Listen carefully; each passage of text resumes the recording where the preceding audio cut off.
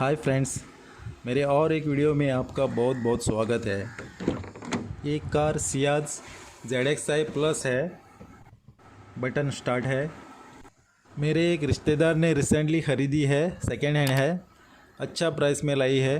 गाड़ी का कंडीशन एकदम अच्छा है, कोई ऐसा प्रॉब्लम नहीं है। तो इसका सर्विसिंग करना है, ऑयल बिल सब छोड़ना है, engine oil, gear oil plus सब फिल्टर जो भी है उसको चेंज कर दूंगा।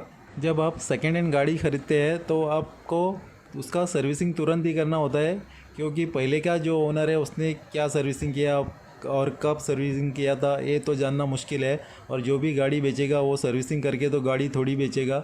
इसके लिए आपको जो भी है फ़िल्टर्स सभी और गियर ऑयल, इंजन ऑयल सभी चेंज करना होता है। ये सभी फ़िल्टर मैंने कंपनी से लाए हैं। चारों फ़िल्टर मिलके 1130 रुपया हुआ। पहला मैं एसी का कैबिन फ़िल्टर चेंज कर दूंगा, बहुत ही गंदा है। इसके बाद फ्यूल फ़िल्टर जो टंकी के नीचे है,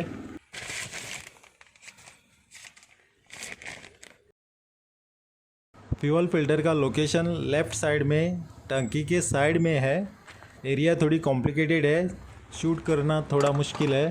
इसको मैं चेंज कर देता हूँ क्योंकि गाड़ी 60,000 चल चुकी है और फ्यूल फ़िल्टर चेंज करना ज़रूरी है। अब बारी है एयर फ़िल्टर चेंज करने की। ये एयर फ़िल्टर का हाउसिंग मैं निकाल देता हूँ और एयर फ़िल्टर चेंज करता हूँ। उसके साथ में टोटल बॉडी को भी देखते हैं, अगर टोटल बॉडी डर्टी है तो उसको भी क्लीन कर देते हैं और उसके साथ साथ स्पार्क प्लग को भी क्लीन कर दूँगा।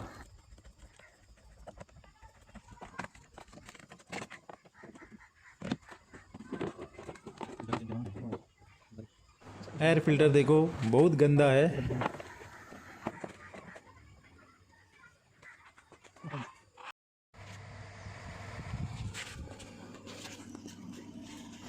ये टोटल बॉडी है, देखने में थोड़ी डर्टी लग रही है।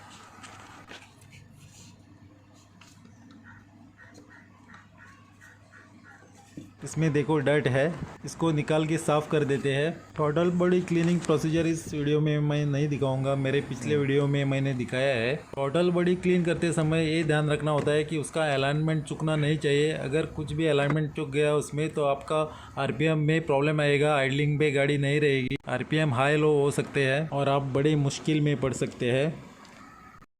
जो घर में रिपेयर करते हैं इसको कहते हैं DIY, डू इट योरसेल्फ। उनके लिए है, ख़ास करके आप घर में करते हैं तो थोड़ा संभल के, आप बड़े मुश्किल में पड़ सकते हैं और आपको टोटल बॉडी क्यों बदलना पड़े इस पे थोड़ा ध्यान देना होता है।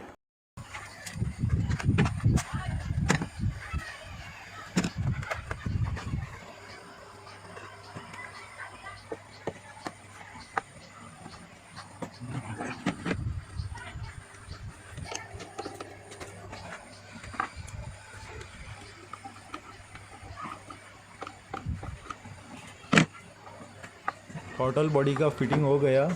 एयर फिल्टर हाउसिंग को अच्छी तरह साफ़ करके लगा देते हैं।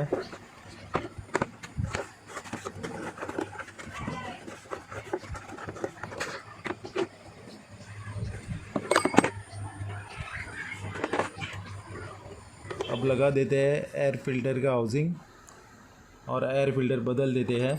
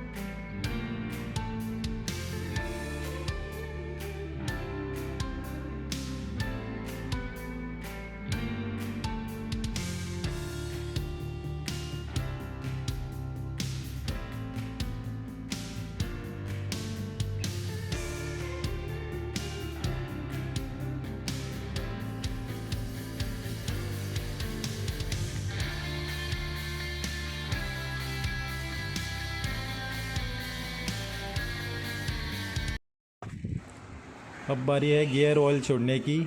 गियर बॉक्स में 5th गियर का जो कवर है उस कवर में से थोड़ी ऑयल लीकेज हो रही है। इस कवर को मैं निकाल देता हूँ और रीगास्केटिंग कर देता हूँ।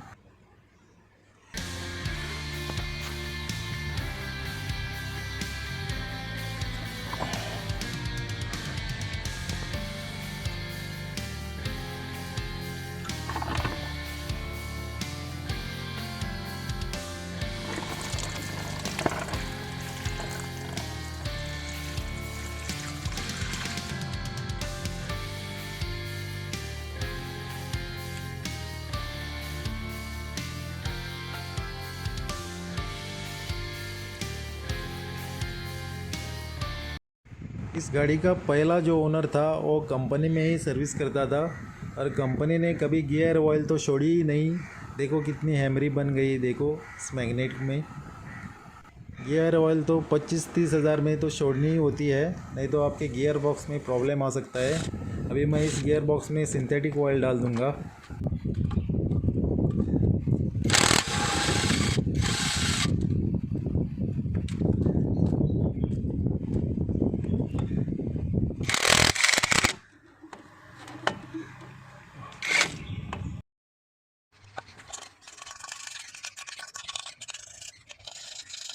पुराना गास्केट बॉन्ड जो है उसको अच्छी तरह साफ़ करना होता है, नहीं तो अपनी गास्केटिंग ग्रिप जो है अच्छी नहीं होगी, फिर से लीकेज होने का चांसेस होता है।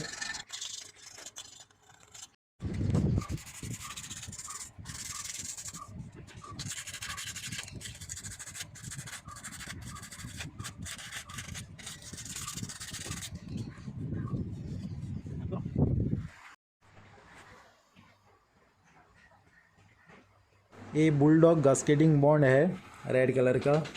रेड कलर का जो बॉन्ड होता है वो हाई टेम्परेचर होता है कंपेयर टू वाइट के मुकाबले। इस बॉन्ड को दोनों सरफेस में अच्छी तरह लगाना होता है।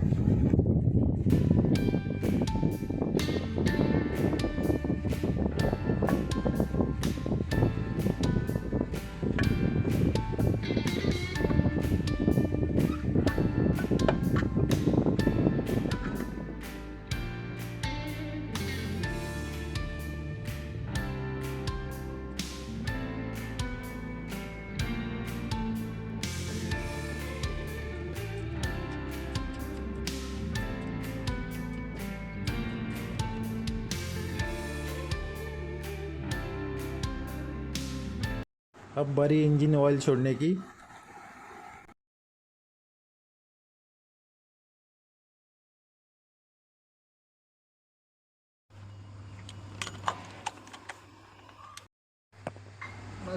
ये ऑयल फिल्टर है। इस ऑयल फिल्टर की जो रबर की गास्केट है उसको थोड़ा ऑयल लगाना ज़रूरी है।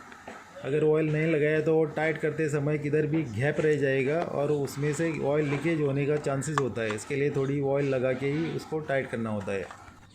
और ऑयल फिल्टर को जितना चाहिए उतना ही टाइट करना चाहिए। अगर ज़्यादा टाइट कर दिया तो उसके ट्रेड जो है वो ख़राब हो जाएंगे और आप बड़ी मुश्किल में पड़ जाएंगे।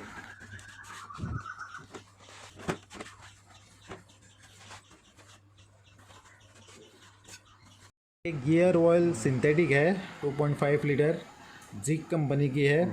ये ऑयल आपको किसी स्टोर में नहीं मिलेगी, ये ऑनलाइन परचेज़ की है अमेज़न से। इसकी लिंक मैं आपको नीचे दे दूँगा। ये ऑयल कोरियन है, ज़्यादा हुंडई कंपनी यूज़ करती है। आप इसको यूज़ करके देखो, बहुत ही अच्छी है, स्मूथ होते हैं आपके गियर्स।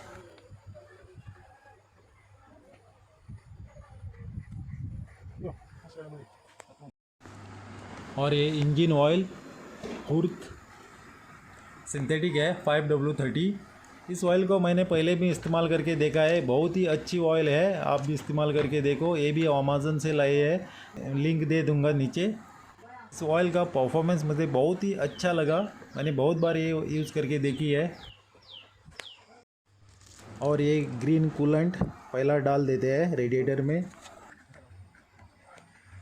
और उसके बाद में डाल देते हैं डिस्टिल्ड वाटर।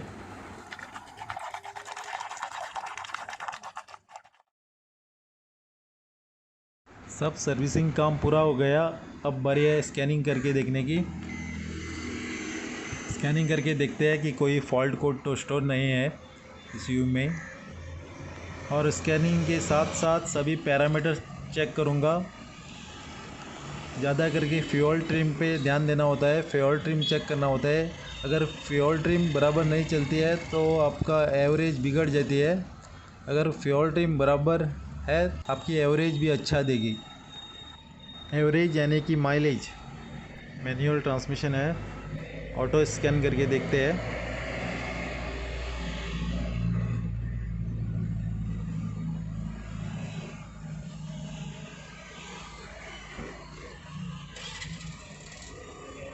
यहाँ एसी में एक फॉल्ट कोड स्टोर्ड है, लेकिन एसी में कोई प्रॉब्लम नहीं है। बाकी किसी मॉड्यूल में फॉल्ट कोड स्टोर्ड नहीं है। ये तो ऐसे ही पड़ा होगा, इसको डिलीट करके देखते हैं।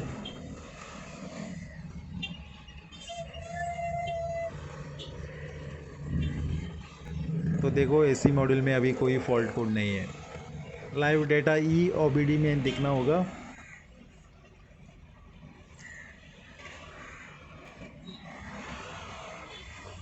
यहाँ हम सेलेक्ट करते हैं long term fuel trim and short term fuel trim और RPM और ऑक्सीजन सेंसर का डाटा।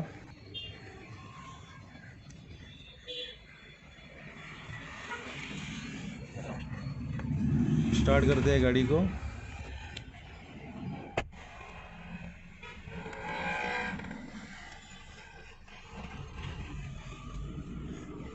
लाइव डाटा में तो सब कुछ ठीक ठाक है, कोई प्रॉब्लम नहीं।